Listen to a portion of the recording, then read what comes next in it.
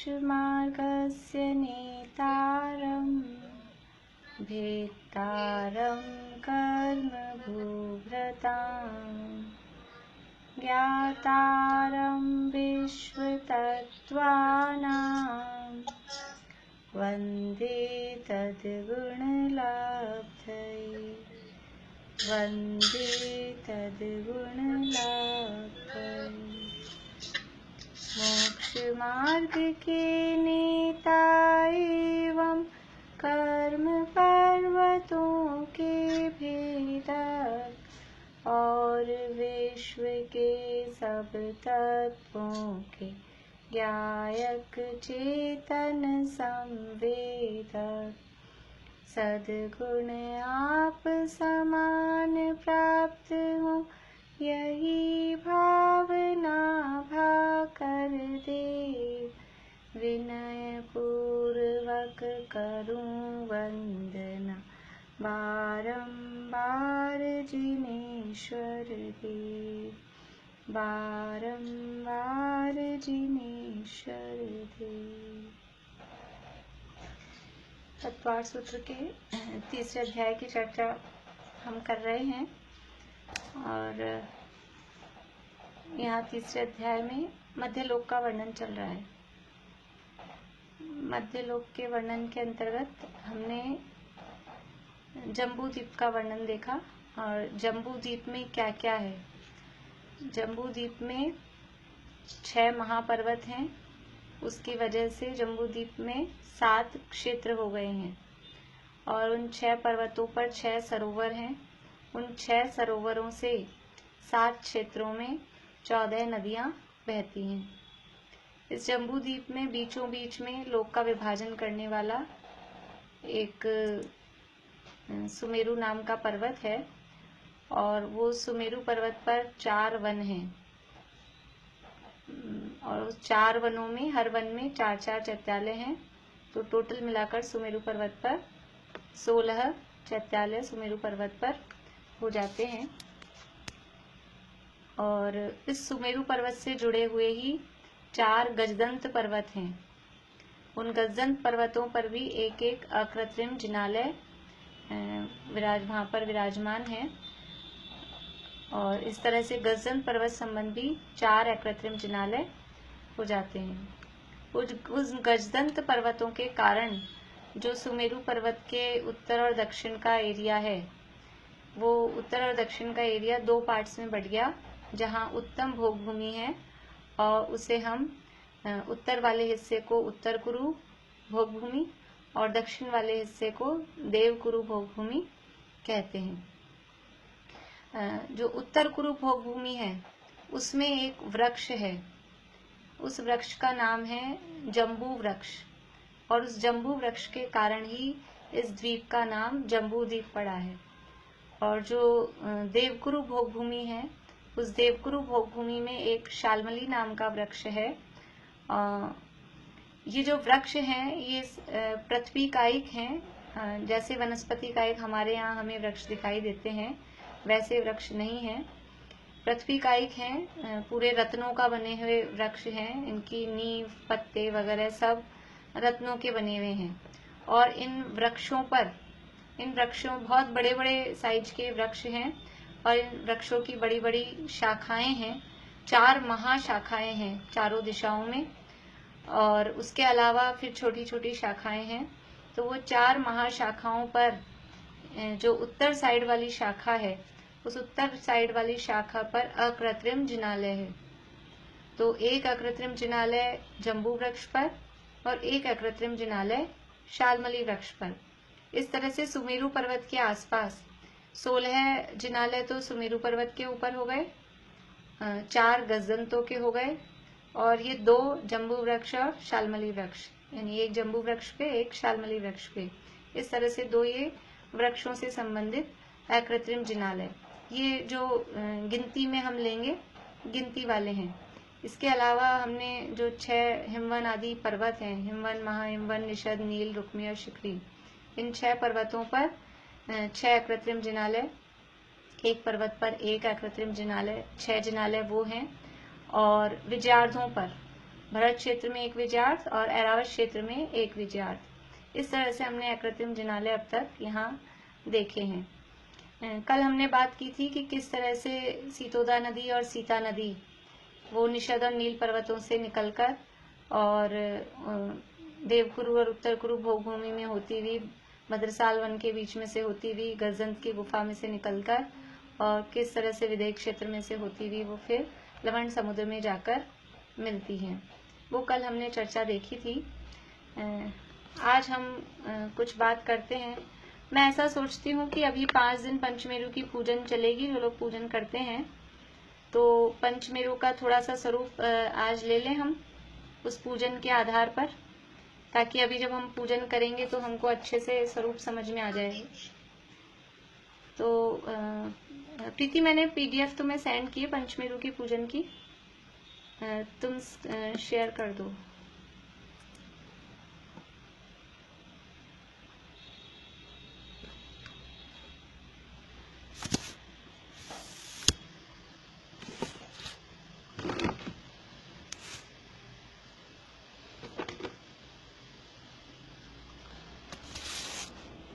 देखिए पंचमेरु की पूजन स्क्रीन पे दिखाई दे रही है।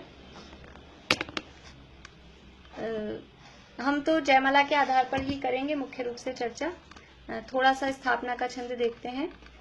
तीर्थंकरों के नवन जलते भये तीर्थ सर्वदा, ताते प्रदक्षिण देत सुरगन पंच मेरुन की सदा। 5 मेरु हैं, तो एक मेरु तो हमने देखा, सुदर्शन मेरु। फिर ये 5 कहाँ हैं? तो देखिए जम्बू द्वीप में असंख्यात द्वीप समुद्र हैं। ये है एक जम्बू द्वीप, इसके चारों तरफ है लवण समुद्र। जम्बू द्वीप में असंख्यात नहीं, सॉरी, मध्यलोक में असंख्यात द्वीप समुद्र हैं। फिर ये लवण समुद्र के चारों तरफ है एक और द्वीप, धातकी खंड द्वीप। फिर इसके चारों तरफ एक कालोदधी नाम का समुद्र है। यद्यपि समुद्र इससे दुगनी चौड़ाई वाला है, लेकिन अभी हम छोटा बना रहे हैं जगह की वजह से। फिर इसके चारों तरफ एक पुष्कर द्वीप है, जो कि आधा है हमारे मनुष्य क्षेत्र के अंतर्गत, उसका आधा हिस्सा, यानी पुष्कर द्वीप बहुत बड़ा है। उस पुष्कर द्वीप के बीचों बीच इसी तरह का गोलाकार एक पर्वत है, उसका नाम मानुषोत्तर पर्वत है। थोड़ी सी चर्चा हमने शायद स्टार्टिंग की क्लासेस में की थी। ये है जम्बू द्वीप, फिर ये है धातकी खंड द्वीप, और ये पुष्कर, इसको बोलते हैं पुष्कर अर्ध, यानी पुष्करार्ध। यहाँ पुष्करार्ध ये आधा है, इसका आधा वाला पार्ट है, वहां पर हमारी मनुष्य लोक की रचनाएं नहीं है, वो वहां भोग भूमि का हिस्सा है। तो क्योंकि ये पुष्कर द्वीप जितना पूरा बड़ा है, उस पूरे द्वीप के बीचों बीच ऐसे ही गोलाकार चूड़ी के आकार का मानुषोत्तर नाम का पर्वत है। उसके आगे मनुष्यों का गमन नहीं है, उत्पत्ति नहीं है, मनुष्य नहीं होते, इसलिए ये 2.5 द्वीप कहलाते हैं। एक जम्बू द्वीप, दूसरा धातकी खंड, और ये आधा पुष्कर। तो 1, 2 और आधा ये 2.5, इस तरह से 2.5 द्वीप कहलाते हैं। 2.5 द्वीप का नाम सुना होगा आप लोगों ने। ये 2.5 द्वीप है, ये 2.5 द्वीपों में, और ये 2 जलधि, ये जो अपन ऊपर कह रहे इसमें देख रहे हैं 2 जलधि 2.5 द्वीप में, ये 2.5 तो द्वीप हो गए, और एक ये लवण समुद्र और दूसरा ये कालोदधी समुद्र। तो दो तो हो गए जलधि यानी समुद्र, और 2.5 हो गए द्वीप। तो 2 समुद्र और 2.5 द्वीप, इनको सब मिलाकर 2.5 द्वीप बोलते हैं सामान्य रूप से। तो ये 2.5 द्वीप में 5 मेरु होते हैं। तो जो सबसे पहला जिस मेरु की चर्चा हमने देखी थी, ये सुदर्शन नाम का मेरु है। ये जम्बू द्वीप के बीचों बीच सुदर्शन नाम का मेरु है। कितना ऊंचा है ये? 1,40,000 योजन ऊंचा ये सुमेरु पर्वत है। इस सुमेरु पर्वत पर इसकी नींव कितनी है? सुमेरु पर्वत की नींव कितनी है?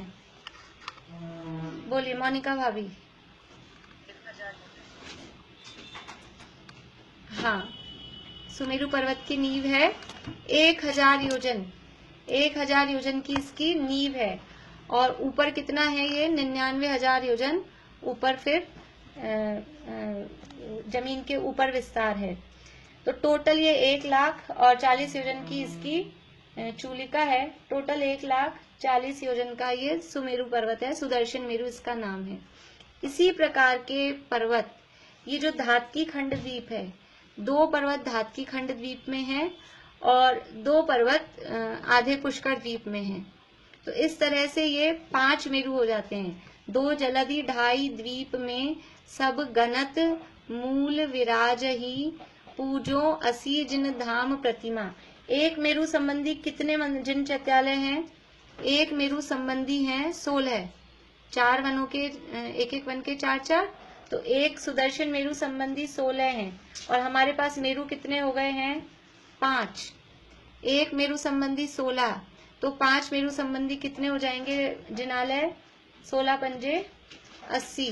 तो पूजो 80 जिन धाम, जिन धाम यानी जिन मंदिर, और फिर उसमें प्रतिमाएं। एक एक चैत्यालय में 108 प्रतिमा होती है, तो 80 को मल्टीप्लाई कर देंगे 108 से, तो वो जो प्रतिमाओं की संख्या आएंगी उन सभी जिन मंदिरों को और जिन प्रतिमाओं को हम पूजते हैं, जो जिससे क्या होगा? सुख दुख, सुख होगा, हो ही सुख, दुख भाजही, दुख भग जाएगा और सुख होगा।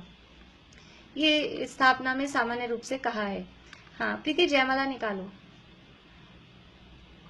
ये जो 4 चैत्यालय हैं, तो उसमें मतलब एक चैत्यालय में 108 प्रतिमाएं। हाँ, एक चैत्यालय में 108, एक जिनालय में 108, तो जितने जिनालय हैं उसको 108 से मल्टीप्लाई कर देंगे तो प्रतिमाओं की संख्या आ जाएगी।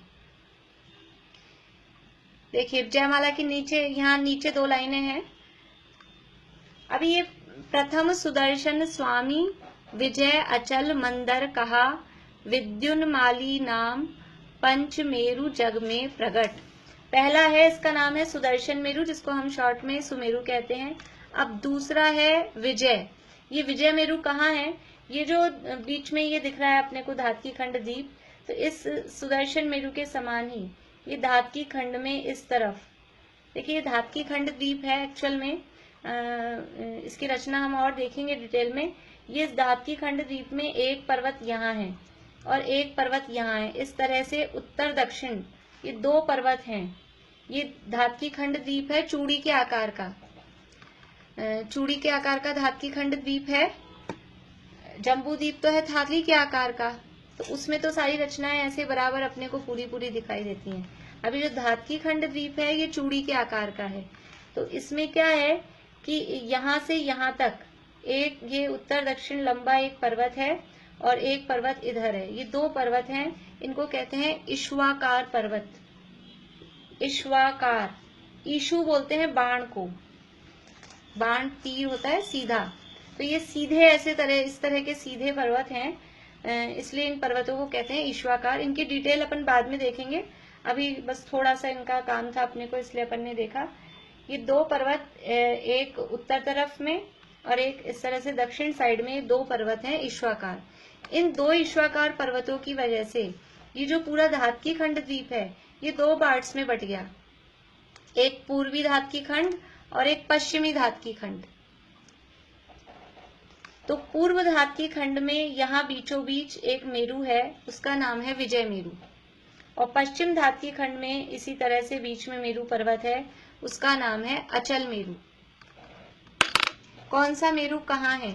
विजय मेरु है पूर्व साइड, अचल मेरु है पश्चिम साइड।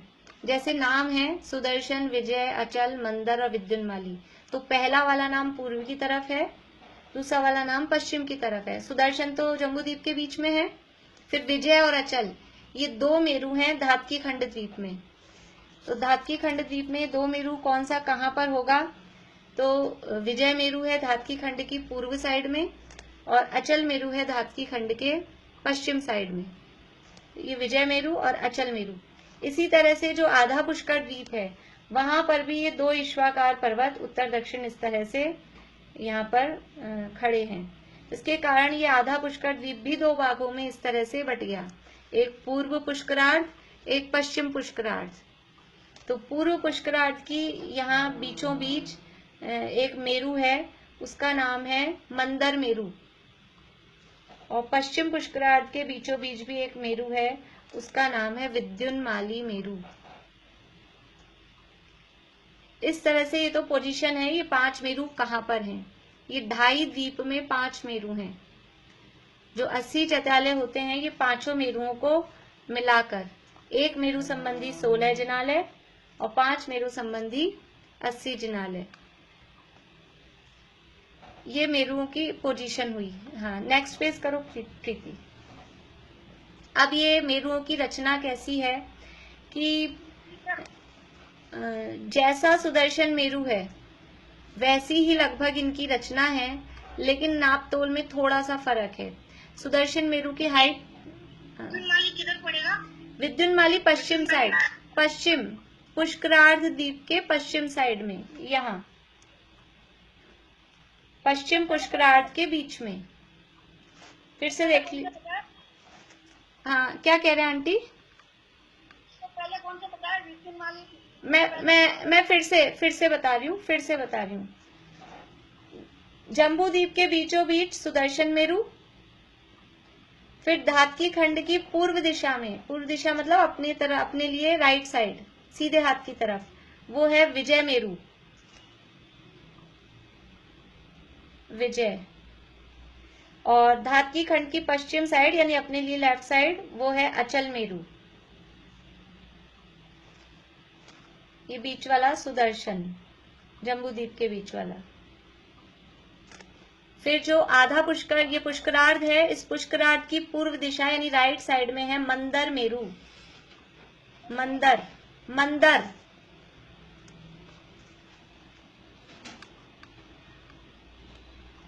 और जो पुष्करार्ध द्वीप की पश्चिम दिशा यानी लेफ्ट साइड है, वहां पर है विद्युन्माली। नाम आप इसमें से देख के लिख सकते हैं अपने, ये पीडीएफ सामने दिख रही है, मैं ग्रुप पे भी डाल दूंगी, चाहे तो मैं ग्रुप पे डाल देती हूँ। जो लोग खोल सकते हैं अभी खोल लें, अपने मोबाइल में ही देखना हो तो।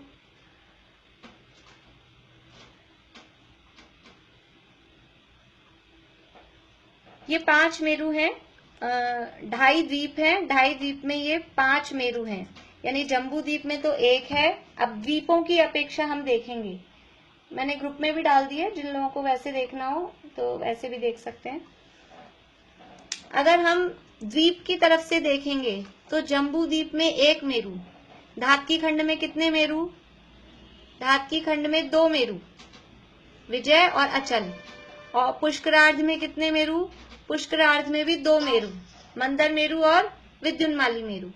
ठीक है, तो ये जैसी रचना, एक्चुअल में जैसी रचना जम्बू द्वीप में है, सेम वैसी ही रचना धातकी खंड में है, वैसी ही रचना पुष्करार्ध में है। लेकिन फर्क क्या है, क्योंकि इनके 2 हिस्से हो गए हैं दोनों द्वीपों के। धातकी खंड भी ये आधा, ये एक पार्ट अलग हो गया पूर्व का और पश्चिम का अलग हो गया। पुष्करार्ध में भी पूर्व का पार्ट अलग है, पश्चिम का पार्ट अलग है। तो जैसी रचना जम्बू द्वीप में है वैसी डबल रचनाएं इन द्वीपों में है, यानी एक हाफ में पूरे जम्बू द्वीप जितनी चीजें हैं सारी, 6 पर्वत, 7 क्षेत्र, 14 नदियां, वो सारी। फिर जो दूसरा हाफ है, दूसरा आधा हिस्सा है, उसमें भी पूरे जम्बू द्वीप जैसी वैसी ही रचनाएं। इसी तरह से पुष्करार्ध में भी इसी तरह से डबल है। तो जम्बू द्वीप में जो रचनाएं है उसे डबल रचनाएं धातकी खंड में और पुष्करार्ध में है। तो जम्बू द्वीप में 1 मेरु, तो धातकी खंड में 2 मेरु और पुष्करार्ध में भी 2 मेरु। इतनी बात ये 5 मेरुओं की हुई। अब इनकी आकार प्रकार बिल्कुल यानी आकार तो वैसा ही है जब सुदर्शन मेरु जैसा ही, लेकिन जो इनका साइज है वो साइज में थोड़ा सा फर्क है। इसको साफ कर रही हूं मैं, सबका हो गया। सुमेरु पर्वत कितनी हाइट वाला है? तो सुमेरु पर्वत सामान्य रूप से हम कहें तो 1 लाख योजन की उसकी हाइट है। तो अब ये जो बाकी के पर्वत हैं वो 1 लाख योजन की हाइट वाले नहीं है, यानी विजय मेरु, अचल मेरु, मंदर मेरु और विद्युन्माली मेरु, ये 1 लाख योजन की हाइट वाले नहीं है। तो ये कितने ऊंचे हैं? ये 84,000 योजन ऊंचे हैं। 84,000 84,000 योजन हाइट वाले हैं। सुमेरु था 1 लाख का और ये है 84,000। अब सुदर्शन मेरु में उसकी नींव है 1,000 योजन की और नींव के ऊपर वो 99,000 योजन है। इसमें क्या है, इसमें ये जो 84,000 कहा गया है, ये 84,000 है भूमि के ऊपर का हिस्सा। चारों मेरुओं में विजय, अचल, मंदर और विद्युन्माली, इन चारों मेरुओं की जो हाइट बताई है 84,000 योजन, ये है भूमि के ऊपर।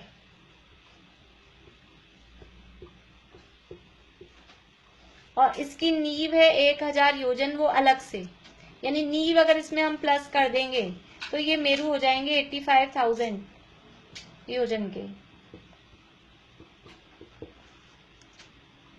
लेकिन सामान्य रूप से 84,000 योजन ऊंचे कहा जाता है, वो नींव को माइनस करके कहा जाता है। तो हमको समझ लेना है, अगर 84,000 कह रहे हैं तो नींव उसमें प्लस नहीं है, और 85,000 कह रहे हैं तो नींव उसमें प्लस करके कह रहे हैं। ठीक है।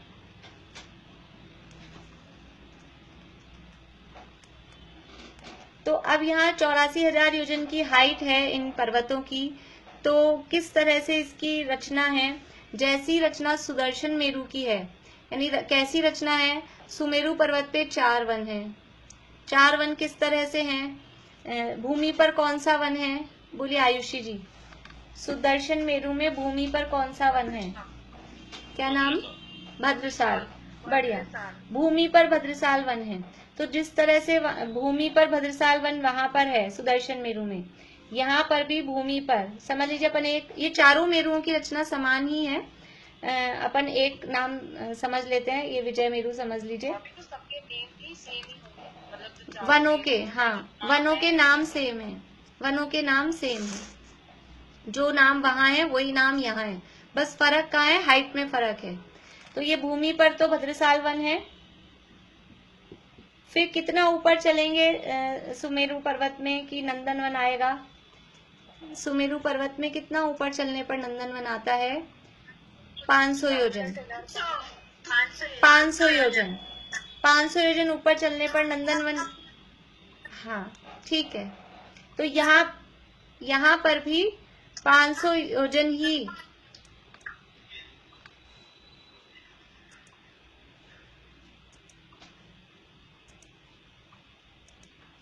यहाँ पर भी 500 योजन ऊपर जाएंगे तो नंदनवन आएगा। और जैसे नंदनवन आने पर ये 500 योजन दोनों साइड से यहाँ कट लगा था, उसी तरह इसमें भी 500 योजन दोनों साइड से कटनी है। ये नंदनवन आ गया, ये भद्रसाल वन भूमि पर है, ये भद्रसाल वन, और 500 योजन की हाइट पर नंदनवन, और ये दोनों साइड से 500 योजन कट गया है। इतना तो सेम है। भद्रसाल वन और नंदनवन जैसे सुमेरु पर्वत पे था वैसा ही यहाँ पर सेम है। अब कौन सा वन आएगा? इसके बाद कितनी ऊपर चलेंगे तो वन कौन सा आएगा? हाँ बोलिए आशा आंटी, बोलिए। सोमनस वन। सोमनस वन। और सुमेरु पर्वत पर वो कितनी हाइट पे जाने पर आ रहा था सोमनस वन? 62,500 पर। हाँ 62,500 का मतलब 62,500, एक ही बात है, वो सुमेरु पर्वत पे था। अब यहाँ फर्क है, यहाँ कितनी हाइट पे जाने पर ही हमको सोमनस वन मिल जाएगा? तो यहाँ पर आएगा 55,500 योजन। 55,500 हो गया, 55,500 योजन हाइट पर जाने पर ही यहाँ सोमनस वन आ गया है।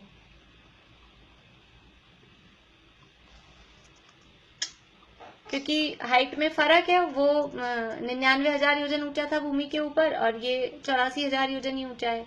तो कहाँ कमी है? तो ये सोमनस वन की हाइट में कमी है। 55,500 योजन ऊपर जाके सोमनस वन आ गया, और वहां पर यही दोनों साइड से 500 योजन कट लग गए हैं। 500 योजन की कटनी हुई। उसके बाद में वापस ऊपर जाएंगे। तो वापस ऊपर जाने के लिए नंदनवन, सुदर्शन मेरु पे नंदनवन कितनी हाइट पे आ रहा था? 36,000, 36,500 नहीं, 36,000 योजन की हाइट पे आ रहा था। यहाँ पर हमको 36,000 नहीं जाना है, यहाँ केवल 28,000 योजन की हाइट पे जाएंगे तो पांडुक वन यहाँ पर ये आ गया है।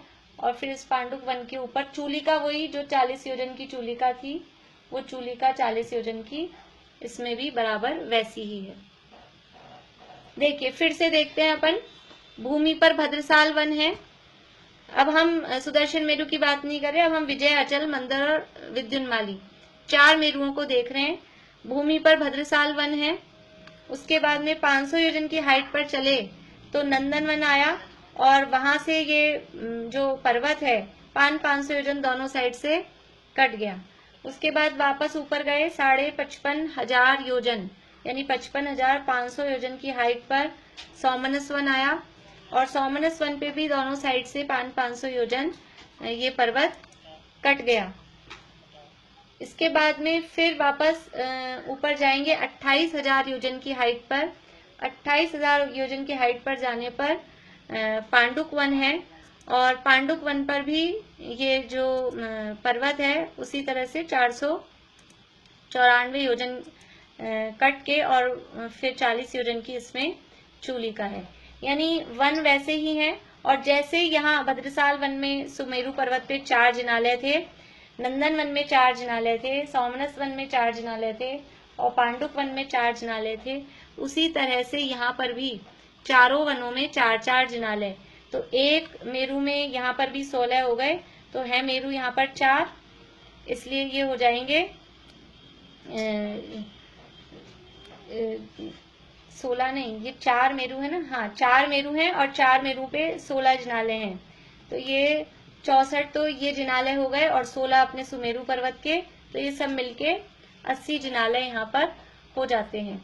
और बाकी के जिस तरह से मणियों, विचित्र विचित्र मणियों का सुमेरु पर्वत है, जिस तरह से जो रचना सुमेरु पर्वत की है उसी तरह के मणियों का बना हुए ये पर्वत हैं, वज्र की नींव वाले हैं।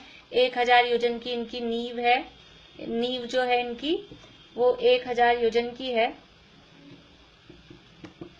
और जैसे सुमेरु पर्वत पर जिस तरह से पांडुक वन में 4 शिलाएं थी चारों विदिशाओं में, पांडुक शिला, पांडुकंबला, रक्त शिला और रक्त कंबला, उसी तरह से इन चारों मेरुओं पर भी ये 4-4 शिलाएं वहां के पांडुक वनों में होती हैं। और वहां धातकी खंड में, हाँ कुछ पूछ रहे हैं? हाँ पांडुक वन में, हाँ पांडुक वन में, हाँ दीदी ये 12 योजन का ही होता है क्या? ये जो ऊपर कट जो होता है पांडुक वन के ऊपर? हाँ, ये चूलिका की चौड़ाई जो है बीच में यहाँ भूमि पर 12 योजन है और ऊपर चौड़ाई 4 योजन। जैसी चूलिका सुमेरु पर्वत की थी सेम टू सेम वैसी ही चूलिका यहाँ इनकी है। और जिस तरह की बाकी बातें थी सुमेरु पर्वत के संबंध में वैसी ही सारी, यानी पांडुक शिलाएं, और जैसे जन्माभिषेक वहां होते थे, यानी पांडुक शिला पे भरत क्षेत्र के तीर्थंकरों का, पांडुक कंबला पे पश्चिम विदेह के तीर्थंकरों का, रक्त शिला पे ऐरावत क्षेत्र के तीर्थंकरों का और रक्त कंबला पे पूर्व विदेह के तीर्थंकरों का।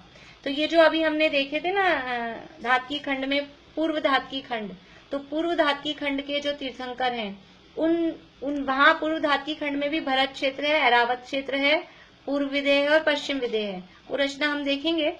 तो वहां के तीर्थंकरों का जन्माभिषेक होता है विजय मेरु पर। फिर जो पश्चिम धातकी खंड है वहां के तीर्थंकरों का जन्माभिषेक होता है अचल मेरु पर। इसी तरह से जो पूर्व पुष्करार्ध है वहां के जो भी तीर्थंकर होते हैं उनके जन्माभिषेक की शिलाएं हैं वो मंदर मेरु पर हैं, और पश्चिम पुष्करार्ध के जो भी तीर्थंकर हैं उनके जन्माभिषेक की शिलाएं वो विद्युन्माली मेरु पर हैं। यानी जो और द्वीप हैं उनके द्वीप के लिए वहां के मेरु और वहां की शिलाएं वो अलग हैं। यहाँ जो सुदर्शन मेरु पे जन्माभिषेक होते हैं ये जम्बू द्वीप में जो भरत, ऐरावत और विदेह क्षेत्र हैं वहां के तीर्थंकरों के जन्माभिषेक होते हैं। अब हम ये जयमाला के आधार से पढ़ लेते हैं तो समझ में हमको आता जाएगा, फिर जो बात होगी और वो देखेंगे। प्रथम सुदर्शन मेरु विराजे, भद्रसाल वन भूपर छाजे। प्रथम सुदर्शन मेरु, सबसे पहला जो मेरु है, पहला मतलब बीच में जो है वो सुदर्शन मेरु है। भद्रसाल वन भूपर, भूमि पर कौन सा वन है? भद्रसाल वन। छाजे यानी है। चैत्यालय चारों सुखकारी, तो उस भद्रसाल वन में 4 चैत्यालय हैं, वो चारों चैत्यालय हमको सुखकारी हैं, सुख देने वाले हैं। हम मन से, वचन से और तन से उनको वंदना कर रहे हैं। मन से भी, वचन से भक्ति गाकर और काया से हाथ जोड़कर, सिर झुकाकर उनकी वंदना हम उनको वंदना कर रहे हैं, हमारी वंदना हो। ठीक है। अब आगे, ऊंचे ऊपर 5 शतक पर सोहे। 5 शतक यानी 500, शतक यानी 100। 500 पर क्या शोभित हो रहा है? सोहे यानी शोभायमान हो रहा है। नंदनवन, 500 योजन ऊपर जाएंगे तो नंदनवन शोभायमान हो रहा है। और देखत मन मोहे, उस नंदनवन को देखते ही हमारा मन मोहित हो जाता है। नंदनवन की सुंदरता इतनी अधिक है, देवलोग स्वर्ग छोड़ छोड़ के इस नंदनवन में घूमने के लिए आते हैं। तो नंदनवन कितना सुंदर होगा, इसके तो यानी हम कल्पना कर सकते हैं। तो वो नंदनवन देखते ही हमारा मन मोहित हो रहा है। इस नंदनवन पर भी 4 चैत्यालय हैं, वहां के चारों चैत्यालय सुखकारी हैं, उनको भी हम अपने मन वचन काया से वंदना करते हैं। फिर 62.5 सहस ऊंचाई, 62,500 योजन ऊपर गए।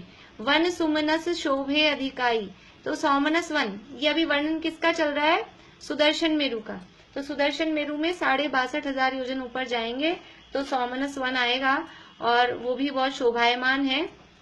वहां सौमनस वन में भी 4 चैत्यालय हैं, चारों चैत्यालय सुखकारी हैं, उनको भी हम मन वचन काया से नमस्कार करते हैं, वंदना करते हैं। ऊंचा जोजन सहस 36, फिर 36 सहस, सहस यानी 1000, 36,000 योजन ऊंचा। पांडुक वन सोहे गिरी शीसम, गिरी यानी इस पर्वत के शीश पर, यानी पर्वत के टॉप पर, ये 36,000 योजन की ऊंचाई पे हम पहुंच रहे हैं। तो इस पर्वत के टॉप पर पहुंच गए हैं, 99,000 योजन की ऊंचाई पर। और इस पर्वत के यहाँ टॉप पर पांडुक वन शोभायमान हो रहा है। गिरी शीशम, पर्वत के शिखर पर पांडुक वन शोभायमान हो रहा है। हम कोई, यानी हम मीन्स जो भी मनुष्य आदि यहाँ इस पे जाते हैं सुमेरु पर्वत के ऊपर, तो चूलिका पे जा सकते होंगे, चूलिका पे जा सकते हैं कि नहीं जा सकते? पांडुक वन तक तो जा सकते हैं, चूलिका पर भी जा सकते हैं या नहीं जा सकते? चूलिका पे नहीं जा पाएंगे क्योंकि चूलिका से टच होता हुआ स्वर्ग शुरू हो गया। बताया था आपको पहले भी एक बार कि चूलिका से आड़े बाल के अंतर के बराबर, ये समझ लीजिए, ये दिख रहा है आपको इसका, ये चूलिका है, तो यहीं से बस ये स्वर्ग शुरू हो गया बिल्कुल। तो उस चूलिका पे वहां टच करना फिर पॉसिबल नहीं है, इसलिए यहाँ कह रहे हैं गिरी शीशम, ये पर्वत के शिखर पर ये पांडुक वन शोभायमान हो रहा है। वहां पर भी 4 चैत्यालय हैं, वो चारों सुखकारी हैं, हम अपने मन वचन काया से उसको वंदना करते हैं। अब आगे, ये तो सारा वर्णन हो गया यहाँ तक, ये समझ लीजिए 3-4 छंदों में सुदर्शन मेरु का, सुमेरु पर्वत का। अब वर्णन कर रहे हैं चारों मेरु। चारों मेरु समान बखाने, कौन से चारों मेरु? कि सुदर्शन मेरु के अलावा जो 4 मेरु हैं उनके नाम, पीछे जयमाला शुरू की थी ना, जयमाला शुरू करते हुए जो दोहा था उसमें नाम बताए थे। प्रथम सुदर्शन स्वामी, विजय अचल मंदर कहा, विद्युन्माली नाम, पंच मेरु जग में प्रकट। तो 5 नाम वहां बताए थे। तो अब ये सुदर्शन मेरु की बात हो गई। इसके अलावा जो 4 मेरु हैं वो चारों मेरु समान बखाने, वो चारों एक साथ, एक जैसे हैं, समान हैं। बखाने यानी कहे गए हैं।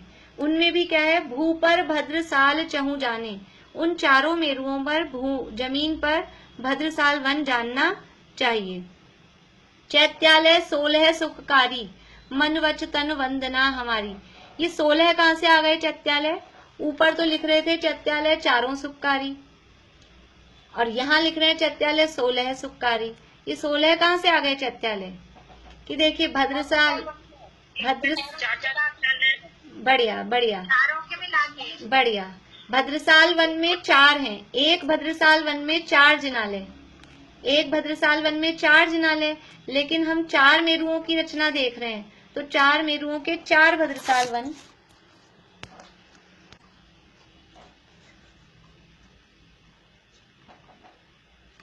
हाँ प्रीति शेयर कर देना।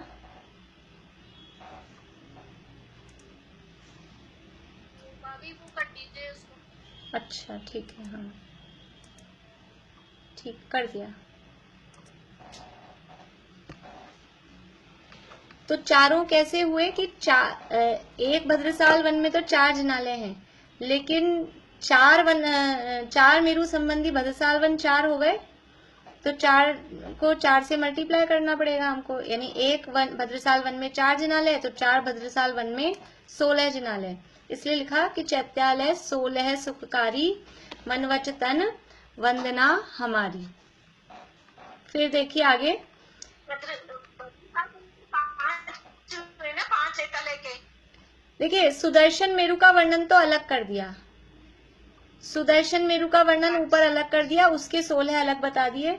फिर अब ये चारों का, क्योंकि रचना एक सी है, हाइट वगैरह एक सी है, इसलिए इन चारों का हिसाब अब अलग बता रहे हैं। फिर प्लस करेंगे बाद में। तो चारों मेरु समान बखाने, भूपर भद्र साल चहु जाने, चैत्यालय 16 सुखकारी, मनवच तन वंदना हमारी। फिर ऊंचे 5 शतक पर भाखे, फिर इसमें भी 500 योजन ऊपर जाएंगे, 5 शतक 500 और योजन उसको समझना, 500 योजन ऊपर पर गए तो क्या हुआ, चारों नंदनवन अभिलाखे। हम 500 योजन ऊपर पहुंचे तो क्या देखा कि 4 मेरुओं पर विजय, अचल, मंदर और विद्युन्माली, इन चारों मेरुओं पर हम 500 योजन ऊपर गए तो चारों पे 4 नंदनवन दिखाई दिए। चारों नंदनवन अभिलाखे, वो चारों नंदनवन हमको दिखाई दिए। तो उन चारों के भी एक नंदनवन में 4 जिनालय, तो 4 नंदनवन में 16 जिनालय। इसलिए चैत्यालय 16 सुखकारी, मनवच तन वंदना हमारी। फिर है 55.5 सहस उतंगा। अब इस नंदनवन से कितना ऊपर जाएं इन चारों, विजय, अचल, मंदर और विद्युन्माली, इन 4 मेरुओं में नंदनवन से कितना ऊपर जाएं कि 55.5 सहस, 55,500, 55,500 यानी 55,500। 1,000 में का आधा 500 हो गया, इसलिए 55,500, ये 55,500 योजन। तो 55,500 योजन ऊपर गए, 55,500 योजन ऊपर गए, उतंगा यानी ऊपर।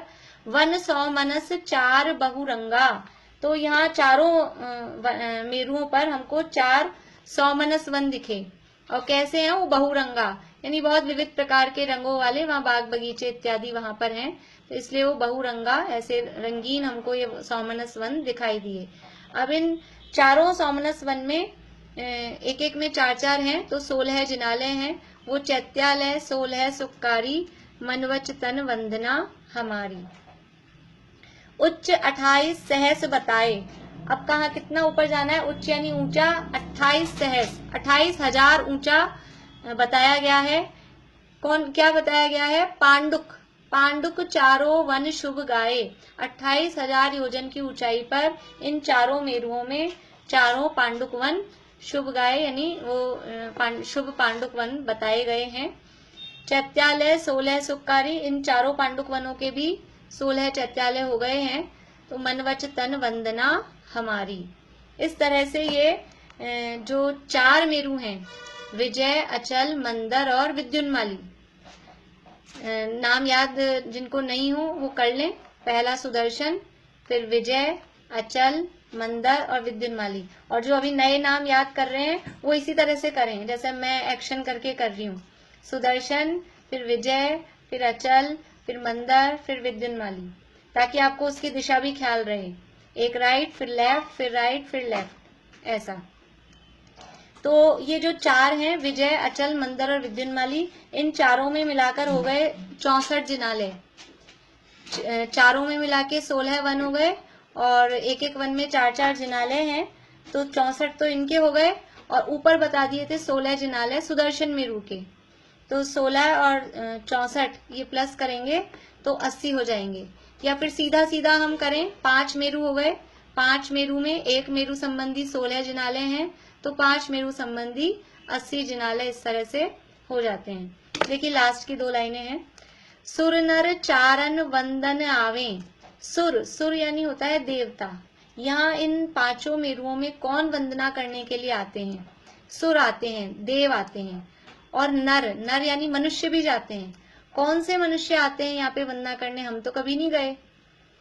हम जा सकते हैं क्या, कि हम नहीं जा सकते हैं, हम में तो इतनी पावर ही नहीं है। मैंने कल बात की थी ना कि हम में से तो हम तो हिमालय पे भी नहीं गए, यहाँ भारत में ही है हिमालय, वहीं हम नहीं जा पाते हैं। अपने शहर में जो कोई पर्वत होगा, जयपुर में रहते हैं और यानी पूछें किसी से कि नाहरगढ़ कौन कौन गए हैं, कि गढ़गणेश कौन कौन गए हैं, तो वहां पर भी बहुत सारे लोग होंगे जो कह देंगे कि हम नहीं गए। इसलिए हमारी तो बात अलग है, लेकिन यहाँ मनुष्य जा सकते हैं। कौन से मनुष्य जा सकते हैं?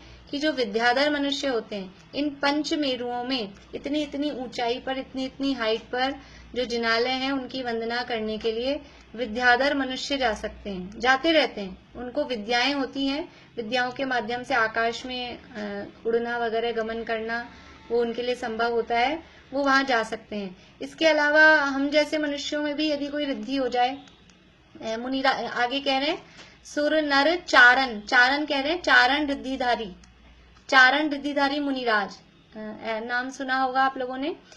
मुनिराजों को रिद्धि होती है चारण रिद्धि, चारण रिद्धि के माध्यम से वो आकाश में गमन कर सकते हैं। तो जिनको ऐसा आकाश में गमन करने की रिद्धि है, या विद्याधर हैं या फिर देव हैं, वो वहां पर जा सकते हैं।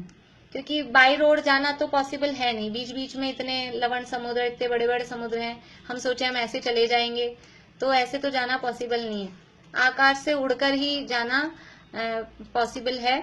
और वहां जो आसपास में जो रहते हैं, समझ लीजिए सुमेरु पर्वत के आसपास जो भोगभूमि का एरिया है, अथवा वहां जो विद्याधर हैं, वो भी जा सकते हैं, अथवा इधर उधर के भी जा सकते हैं। जिनको जितनी शक्ति है उस हिसाब से वो वहां जा सकते हैं। तो सुर नर और चारण, देव, मनुष्य और जो चारण रिद्धिधारी मुनिराज हैं, वो वंदना के लिए आते हैं। वंदन आवे, वो वहां की वंदना करने के लिए आते हैं। सो शोभा हम की है मुख गावें, उनकी शोभा हम किस मुख से वर्णन करें, किस मुख से गाएं।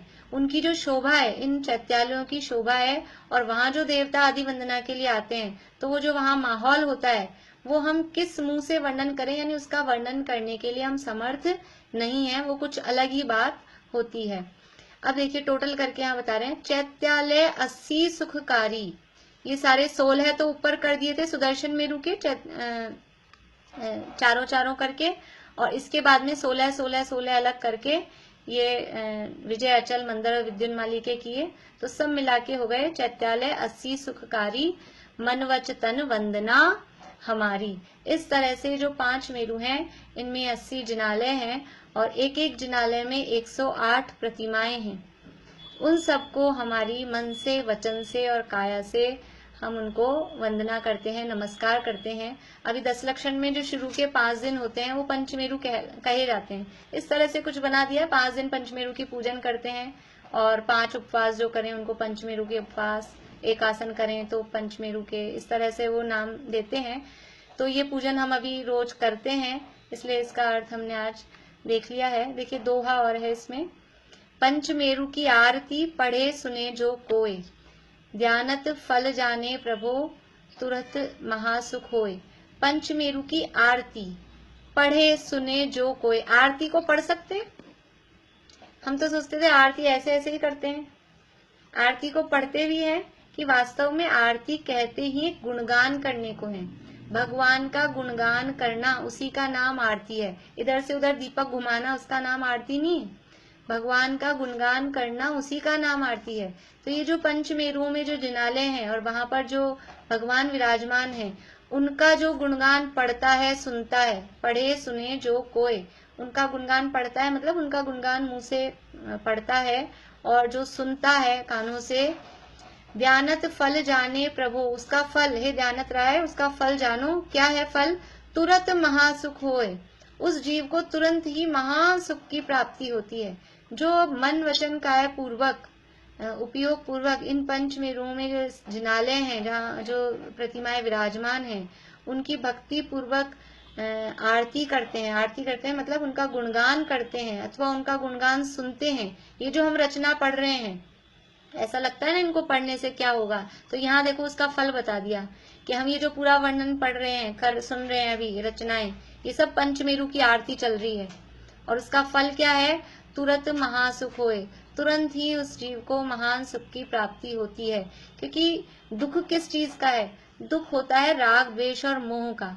विषय कषायों में दुख है, मोह, राग, द्वेष दुख देने वाले हैं। तो मोह राग द्वेष कम होते हैं जब हम ये उपयोग हमारा ये रचनाओं को समझने में लगता है, वहां जिलालयों की तरफ उपयोग जाता है, उनका विचार हमारे मन में चलता है, तो मोह राग द्वेष अपने आप कम होते हैं। मोह राग द्वेष कम होते हैं, विषयों में उपयोग नहीं जा रहा है, कषायों में उपयोग नहीं जा रहा है, तो अपने आप ही सुख की, साता की, शांति की प्राप्ति होती है।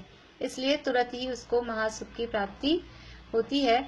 इस तरह से ये अपन ने पंचमेरु की जयमाला के आधार पर ये 5 मेरु की सामान्य रूप से रचना हमने देखी है। बाकी जो 2.5 दीप की रचना है वो अपन आगे बाद में देखेंगे विशेष रूप से।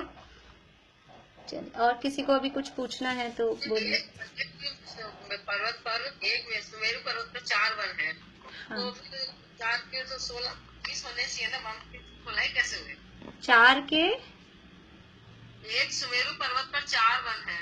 हाँ, तो 4 वन है, तो विजय, अचल, मंदर और मेरु इनमें 4 वन है, हाँ, तो फिर 16 वन ही कैसे होते?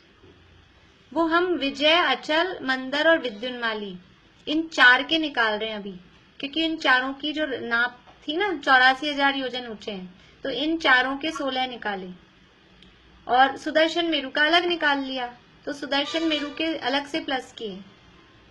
आप टोटल देखेंगे तो टोटल वैसे ही आएगा।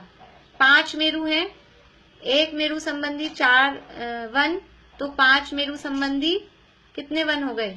20 वन। एक मेरु संबंधी 4 वन, तो 5 मेरु संबंधी 20 वन, और एक वन में 4 जिनाले, तो 20 वन में कितने जिनाले? 80 जिनाले। आ गए समझ में? वो हमने 16 जो निकाले ना, वो केवल वो विजय, अचल, मंदर, विद्युन्माली, क्योंकि उनकी साइज एक सी थी, उनको अलग से देखा था, इसलिए वो 16 ऐसा किया था। एरोप्लेन से भी नहीं जा सकते? एरोप्लेन से भी नहीं जा सकते। एरोप्लेन की भी जो लिमिट्स हैं वो कितनी है, जितनी भी हाइट पे जिस तरह से भी चाहते हैं।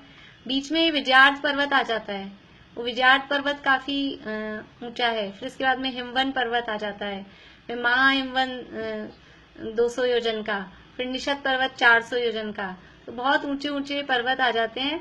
और हमारे अभी साइंटिस्ट ने जो तरक्की की है वो इतना कोई शायद ऐसा कोई एरोप्लेन या कोई जेट इस टाइप का भी नहीं है कि इतनी दूर हम जा सकें। रावण जाता? हाँ, रावण विद्याधर था, रावण जा सकता था, जाता था। रावण गया? हाँ, वो विद्याधर था। रावण, हनुमान, सुग्रीव वगैरह विद्याधर थे, वो विद्याधर वहां जा सकते हैं, विद्याधर जा सकते हैं। और सामान्य में भी जो बिना विद्या वाले भूमि गोचरी भी हैं, उनमें भी अगर विशेष महापुरुष हैं, नारायण वगैरह हैं, तो उनमें भी कुछ इस टाइप की फिर शक्ति होती है, विशेष किसी प्रसंग में जा सकते हैं। कोई विशेष अगर प्रसंग होता है, कोई विशेष काम होता है तो जा सकते हैं, अदरवाइज भूमि गोचरी नहीं जा सकते हैं। किसी के माध्यम से ले जाए तो चले जाएंगे, कोई बिठा के ले जाए अपने, जैसे रावण सीता को बिठा के ले गया अपने साथ में, तो ऐसा कोई किसी को बिठा के ले जाए अपने साथ में, पकड़ के ले जाए, उड़ा के ले जाए, तो ले जा सकता है, हमको भी ले जा सकता है। ऐसा कोई हमारा कोई हुआ ऐसा फ्रेंडशिप किसी के साथ, तो ले जा सकता है, सामान्य रूप से नहीं जा सकते। हाँ, और कौन हाथ खड़ा कर रहे हैं? दीदी, मध्यलोक की ऊंचाई कितनी है? मध्यलोक की ऊंचाई 1,40,000 योजन। तो हम उसको मतलब सुमेरु पर्वत की जड़ से लें? हाँ, जड़ से। मध्यलोक सुमेरु पर्वत की जड़ से माना जाता है। जो सुमेरु पर्वत की जड़ वाला 1,000 योजन है वो मध्यलोक में ही माना जाता है। हाँ, ये जो 4 जो मेरू है, उनकी चूलिका के ऊपर तो जा ही सकते हैं, मतलब 85,000 पे खत्म हो गई। हाँ, लेकिन ऐसा कुछ वो वहीं खत्म तो हो गई है, लेकिन ऐसा उसका एक तो उनकी ज्यादा वहाँ कुछ है नहीं, कोई रचना इस तरह की है नहीं, और सुनने में नहीं है। बाकी देवों के लिए तो कुछ भी इम्पॉसिबल नहीं है, देव तो वहां जा भी सकते हैं, क्योंकि देवों को तो छोटा बड़ा आकार करने की भी विक्रिया होती है, तो देव लोग जा सकते हैं। मनुष्यों का वहां जाने का कुछ काम भी नहीं है। अगर विद्याधर जाते हैं अथवा चारण रिद्धिधारी मुनिराज जाते हैं तो वो चैत्यालयों की वंदना के लिए ही जाते हैं, घूमने फिरने के लिए नहीं जाते। तो चैत्यालयों की वंदना तो वहीं तक पूरी हो जाती है पांडुक वन में ही, इसलिए चूलिका पे जाने का कोई उनको चार्म नहीं रहता। एक अपनी कहानी जो आती है अंजन चोर वाली, अंजन चोर में वो जो कहानी पूरी नहीं सुनाऊंगी, शायद सबकी सुनी हुई होगी, उसमें उसको जो रिद्धि हो जाती है, सुनी हुई है, काफी लोगों की सुनी हुई है ना। तो वो जब वो सारे छीके वगैरह काट देता है और उसको आकाशगामिनी विद्या प्रकट हो जाती है, आकाशगामिनी विद्या, जिसके माध्यम से वो आकाश में गमन कर सकता है। तो वो आकाशगामिनी विद्या से कहाँ जाता है, वो कहता है उस विद्या को कि मुझे उन सेठ जी के पास ले चलो जिन्होंने ये उपाय बताया है, ये विद्या प्राप्त करने का उपाय। तो वो सेठ जी उस समय कहाँ होते हैं, वो सेठ जी उस समय इस मेरू पर्वत की वंदना के लिए गए हुए होते हैं। तो वो विद्या उस अंजन चोर को भी वहां मेरू पर्वत के वहां पर ले जाती। तो ऐसे विद्याओं के माध्यम से, इस तरह की कोई विद्या मनुष्यों को सिद्ध हो जाए तो विद्याओं के माध्यम से वो वहां जा सकते हैं। लेकिन अभी पंचम काल में नहीं होती विद्याएं, कोई हम सोचें कि हम कोशिश कर लें, पंचम काल में विद्याएं नहीं होती। और एक और बड़ी बात कि वास्तव में ये सुदर्शन मेरु तो वहां जहां है वहां है, ये सुदर्शन मेरु जैसा अकृत्रिम है, किसी ने इसको बनाया नहीं है, अनादि निधन है, कोई इसका नाश नहीं कर सकता। ऐसा ही सुदर्शन मेरु और पांचों ही मेरुओं की रचना को पढ़कर सुनकर ऐसा ही मैं हूँ, मेरा स्वभाव भी ऐसा ही है। जैसे सुदर्शन मेरु अनादि अनंत अकृत्रिम है, वैसे ही मैं भी आत्मा अनादि अनंत अकृत्रिम हूँ। तो उस मेरु तक जा पाए या ना जा पाए, ये अपना सुदर्शन ये अपने पास में है। तो इस तक हम यदि जाएंगे, आत्मा को प्राप्त करेंगे, तो वो बाहर में वो सब तो अपने आप ही ऑटोमेटिक फिर मिल जाएंगी चीजें, वहां उनके लिए अलग से प्रयास नहीं करना पड़ेगा। एक पूजन है 170 तीर्थंकर विधान, उसमें सुदर्शन मेरु की पूजन है, उसकी 2 लाइनें आपको सुनाती हूँ, बहुत अच्छी हैं। सुदर्शन मेरु की महिमा जगत विख्यात अनुपम है, जगत को दे रहा संदेश निज आत्म सुदर्शन है। ये सुदर्शन मेरु क्या संदेश दे रहा है कि अपना आत्मा ही सुदर्शन है। जैसा ये अनादि निधन अकृत्रिम है, वैसे ही मैं अनादि निधन अकृत्रिम हूँ। अकृत्रिम चीजों में अशुद्धता नहीं होती। वहां कौन प्रक्षाल करने जाता है, वहां कौन साफ सफाई करने जाता है कि जो अनादि निधन वस्तु है ना अकृत्रिम, इनमें गंदगी नहीं होती। ये जो कृत्रिम चीजें हैं यही गंदगी होती है। तो ऐसे ही हमारा भगवान आत्मा, हम स्वयं भी अनादि निधन अकृत्रिम है, इसमें गंदगी नहीं है, अशुद्धता नहीं है, ये स्वभाव से सिद्ध समान शुद्ध है। ऐसा अपने स्वभाव का विचार हमें, अभी ये 10 लक्षण महापर्व आए हैं, ऐसे अपने स्वभाव का विचार हमें करके और इस स्वभाव को प्राप्त करना चाहिए। चलिए, और किसी को कुछ पूछना है? टाइम हो गया है। हाँ हाँ हाँ, वही 12 योजन नहीं, 40 योजन का ऊंचाई है। सुमेरु पर्वत की भी जो चूलिका है वो 40 योजन की ऊंचाई है, 12 योजन तो उसकी चौड़ाई है नीचे जमीन पर। हाँ हाँ, पांचों की चूलिका एक ही नाप की है क्या? पांचों पर्वतों की? हाँ हाँ, पांचों पर्वतों की चूलिका एक ही नाप की है। अभी चूलिकाओं पे भी तो 4 जिनाले हैं चारों दिशाओं में। नहीं, चूलिका पे नहीं है, पांडुक वन पे ही है, चूलिका पे जिनाले नहीं है। हाँ, भारती आंटी आप पूछ रहे थे? 5 भरत और 5 ऐरावत ये क्षेत्र इन पे ही आते हैं क्या? वो धातकी खंड के और पुष्करार्थ के? हाँ हाँ, वो वहां के मिलेंगे ना तब आएंगे। 1 जम्बूद्वीप का, फिर 2 धातकी खंड के, 2 पुष्करार्थ के, ऐसे 5। 2 पुष्करार्थ हाँ, के ऐसे ही होंगे। हाँ, ऐसे। 5 भरत और 5 ऐरावत। हाँ हाँ, भारती आंटी आप पूछ रहे थे कुछ?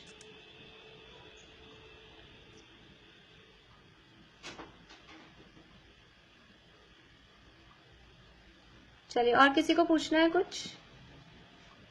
वहाँ भी ऐसी 30 जो 24 होती है वो ही होगी। हाँ, बराबर, भरत और ऐरावत क्षेत्र में। हाँ, भरत और ऐरावत क्षेत्र में इसी तरह से होती है। कोई काल होगा, पूरी मिला के होती है 170 कर्म भूमि है फिर। हाँ, वो अभी हम विदेह क्षेत्र की रचना भी देखेंगे, फिर उसमें देखेंगे 170। हाँ, भारती आंटी आप पूछ रहे हैं? जैसे नीचे से 12 योजन होती है, बीच में 8 होती है, ऊपर 4 होती है। हाँ हाँ, मैं पूछ रही थी कि वो धातकी खंड और पुष्करार्थ में फिर वो स्वर्ग को टच नहीं करती है ना? हाँ, नहीं, वहाँ वाली टच नहीं करती। तो फिर वो थोड़ा डिफरेंट हो गया ना इससे, जम्बूद्वीप से। हाँ वो इतना सा, इसीलिए वो हाइट में फर्क है ना, इसीलिए बस वो इतना सा ही डिफरेंस है, वो हाइट में फर्क है। हमारे मंदिरों में भी जो पंचमेरु विराजमान होते हैं तो हमें ध्यान से देखना चाहिए, बीच वाला ऊंचा होता है और जो बाकी के चारों होते हैं वो थोड़े कम हाइट वाले होते हैं। और यदि कहीं इस तरह के बनाए हैं कि पांचों ही बराबर हाइट के बना दिए तो मिस्टेक है, मतलब वो सही नहीं बनी, उसमें दोष है। बीच वाला ऊंचा होता है और बाकी के चारों वो बराबर साइज वाले लेकिन थोड़े छोटे होते हैं, ऐसा। चलिए जिनवाणी स्तुति करें। पाठ नहीं कर पाएंगे, 4:15 हो गए हैं, फिर काफी लेट हो जाते हैं। तो रचना नहीं होगी ना? नहीं, चुलिका पे कोई रचना नहीं है। तो फिर स्वर्ग भी क्या वहाँ से इलाके होती है ना? एक मिनट मीना चाची रुकिए। हाँ कौन बोल रहे हैं, बोलिए। मैं बोल रही थी कि क्या स्वर्ग भी फिर ये विजय निर्जन वाले स्वर्ग भी फिर क्या थोड़े नीचे है? नहीं, स्वर्ग उस पे अलग नहीं है, स्वर्ग तो केवल सुदर्शन मेरु वाली चुलिका पे ही टच हो रहे हैं, वहां पर स्वर्ग टच नहीं हो रहे, बाकी के 4 मेरुओं पर स्वर्ग टच नहीं हो रहे। वो जैसे आप एक अपना ऊपर है सबसे ऊंचा कोई चीज और बाकी के 4 थोड़े नीचे हैं, तो अभी इसके ऊपर रखे हैं, स्वर्ग इसके ऊपर है, तो यहाँ जो स्वर्ग आएगा वो टच नहीं होगा, यानी वो जो एरिया उसका है, तो जो इधर वाला मेरु है वो नीचे ही रहेगा, वो स्वर्ग के टच नहीं होगा। हाँ अब बोलिए। मैं बोल रही थी कि वहाँ शिला तो है ही ना, जो अपन अभिषेक करते हाँ वो शिलाएं तो वहाँ है ही, पांडुक वनों में, वहाँ जो पांडुक वन है वहाँ शिलाएं तो है ही बराबर सारी। तो जे क्या कहते एक मिनट रुकिए, एक मिनट शशि जी आप रुकिए। हाँ पद्मा जी बोलिए। घाते खंड और उसमें भी है ना पुष्कर त्रसनाली रहती है, इनमें भी नहीं त्रसनाली में तो ये सारी रचना है तो है ना, जम्बू द्वीप में तो त्रसनाली है बस। नहीं स्वर्ग की रचना है। जम्बू द्वीप में त्रसनाली नहीं है, त्रसनाली तो पूरे लोक के बीचों बीच है, जो पूरा लोक का आकार हमने देखा था उसके बीच में पूरी तो घाते खंड और पुष्कर खंड तो अलग और दूसरी जगह हो गए ना जे? नहीं त्रसनाली में नहीं आएंगे, ये सब त्रसनाली में ही आते हैं। सारी रचनाएं, सारी पूरा मध्यलोक त्रसनाली में है, पूरा मध्यलोक त्रसनाली में है, असंख्यात द्वीप समुद्र सब त्रसनाली में ही है। स्वर्ग नरक की भी जो रचनाएं हैं वो सब त्रसनाली में ही है। त्रसनाली तो नहीं अभी पुष्कर सब है ना त्रसनाली में ही आएंगे, मतलब। हाँ अनेक समुद्र और द्वीप है, सब त्रसनाली में, सब त्रसनाली में है। हाँ शशि जी बोलिए। अनम्यूट करिए। शिलाएं तो वन में है ना, चूलिका पे थोड़ी है। नहीं चूलिका पे नहीं है, पांडुक वन में है, पांडुक वन में शिलाएं है। हाँ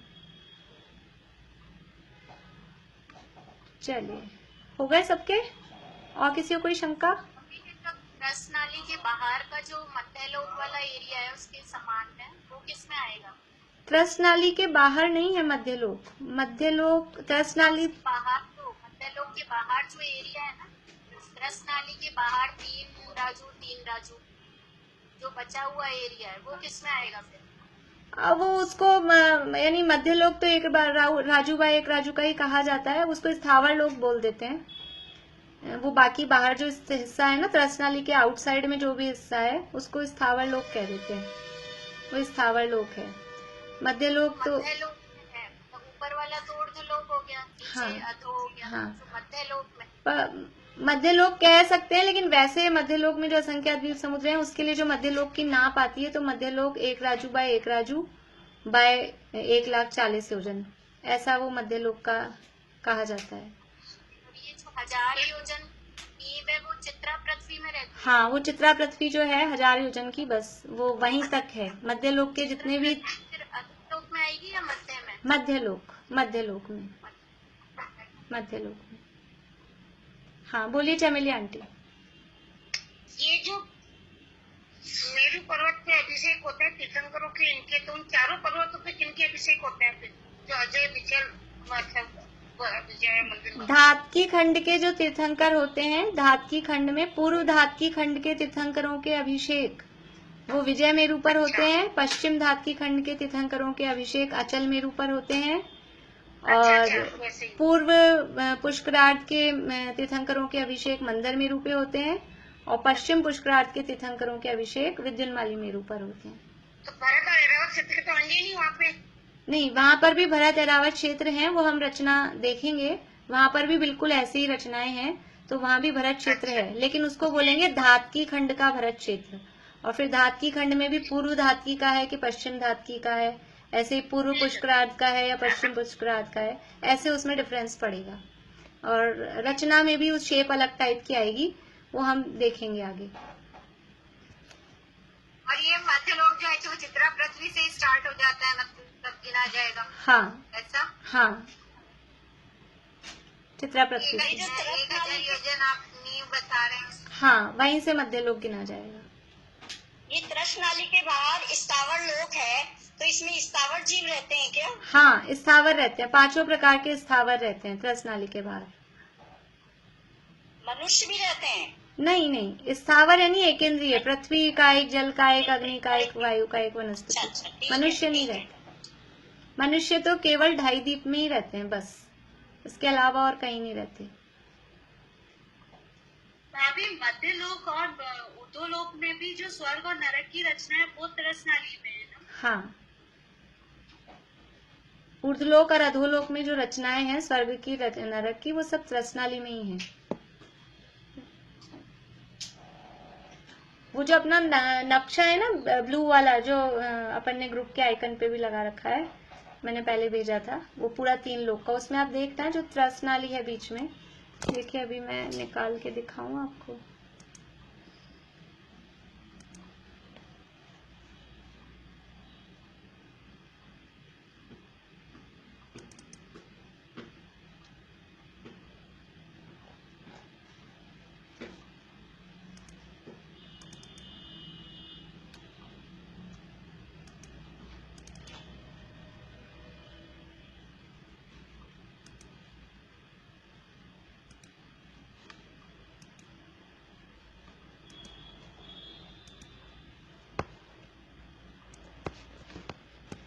जिनको जल्दी हो वो जा सकते हैं, टाइम काफी हो गया है।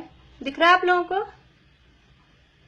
ये 3 लोग का रचना दिख रही है? हाँ। नक्शा दिख रहा है स्क्रीन पर? ये देखिए, ये बीच में ये नीली, ये बीच में नीली एक जैसे डंडे जैसी दिख रही है। समझ लीजिए अपन ट्यूबलाइट लाते हैं और ट्यूबलाइट का जो कवर होता है, समझ लीजिए गत्ते का जो उसका कवर होता है कार्डबोर्ड का, वो वैसी शेप इसकी होती है। अभी जितनी भी रचनाएं हैं, ये स्वर्ग की, नर्क की, असंख्यात द्वीप समुद्रों की, वो सब इस त्रस नाली में है। और ये बाहर का जो व्हाइट जो हिस्सा दिख रहा है बाकी का पूरा चारों तरफ सब जगह, वो पूरा स्थावर लोक है। और जितनी भी रचनाएं हैं, नरक की जितनी रचनाएं हैं, स्वर्ग की जितनी रचनाएं हैं, वो सब इतनी सी, ये जो 1 राजू बाय 1 राजू की है, लंबी चौड़ी, और ऊंचाई है इसकी 13 राजू के लगभग। इसी में ये सारी रचनाएं हैं। बाकी पूरे लोक में चारों तरफ स्थावर ही स्थावर जीव रहते हैं। देव रहते हैं, देव भी त्रस नाली में, मनुष्य भी त्रस नाली में, और जो पंचेंद्रिय, विकलत्र आदि त्रियंश हैं वो भी त्रस नाली में, और नारकी भी त्रस नाली में। बाहर केवल स्थावर रहते हैं, यानी एकेंद्रीय जीव रहते हैं। चलिए भाई। हाँ, तो बाहर तक दिखाइए। क्या? भूमिया तो पूरे में दिखाई है, पूरे लोक वो में। भूमिया, ये पृथ्वियां पूरे लोक में होती है। पृथ्वी कहते ही उसे हैं जो लोक के एक सिरे से दूसरे सिरे को टच करे। तो पृथ्वी तो पूरे लोक में है, लेकिन जो रचना है और जो जीव रहते हैं नारकी वगैरह, वो केवल त्रस नाली में रहते हैं। पृथ्वी तो पूरे लोक में एक सिरे से दूसरे सिरे तक पृथ्वी तो है। पृथ्वी कहते ही उसे हैं जो लोक के एक सिरे से दूसरे सिरे को टच करे, उसे पृथ्वी कहते हैं। तो ये 7 पृथ्वियां हैं, ऊपर 8वीं पृथ्वी है, वो पृथ्वी है। और ये स्थावर जीव जो है वो अभव्य है या भव्य, जैसे ये हमेशा वही रहते हैं? नहीं, ऐसा नहीं है। परावर्तन होता नहीं नहीं, ये स्थावर में से फिर कभी कोई आके त्रस बन जाए, कोई मनुष्य बन जाए, ऐसा कोई फिक्स नहीं उनका। और कौन भव्य है कौन अभव्य, वो भी उनमें कह नहीं सकते। ज्यादा जीव भव्य ही होते हैं, अभव्य बहुत कम होते हैं। भव्य और अभव्यों में हम कंपैरिजन करेंगे तो भव्य जीव बहुत ज्यादा हैं, अभव्य जीव ज्यादा नहीं है। इसलिए आप अभव्यों का दिमाग में मत लाओ, सब भव्य ही हैं। चलिए पूरा करें अब, 4:30 बजने वाले हैं भाई।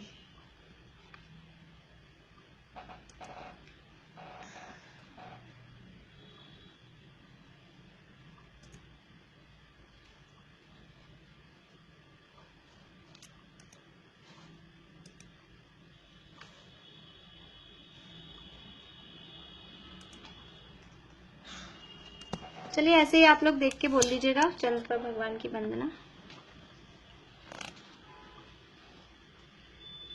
रतिया हर श्री चंद्र जिन तुम ही अपूरव चंद्र हो, निशेष हो निर्दोष हो, निर्विघ्न हो निष्कंप हो, निकलंक हो अकलंक हो, निष्ताप हो निष्पाप हो।